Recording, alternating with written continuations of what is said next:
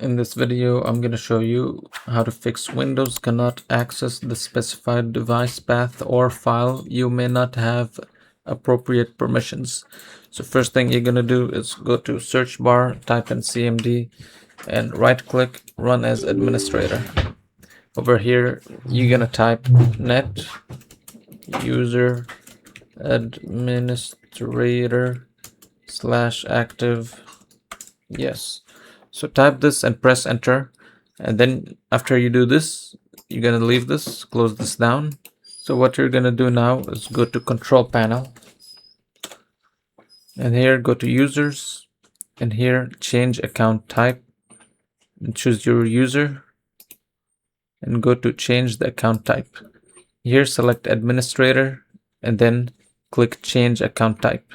After you do this, so what you're going to do now is go to this PC, go to local C drive, right click anywhere here, go to properties, and here you want to go to security, and here you want to go to edit, and then add, and then advanced, and then find now. Down here, find everyone, and select everyone, and then click OK. After you click OK, you want to click OK here again, and here you will find everyone over here. So you will basically select everyone. So let me just do it just to demonstrate here. I'm gonna find everyone here. I'm gonna select it, click OK, then click OK. So once it's here, I'm going to select full control and then click apply and then OK.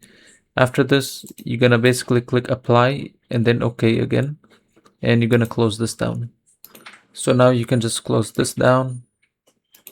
So now the last thing you're gonna do is go to the search bar, type in task manager, and click on it, go to startup apps, and make sure you disable all of the active files. So for example, this one is disabled, this one is already disabled, so this one is enabled. Just right click and disable, and make sure you do this to all the files.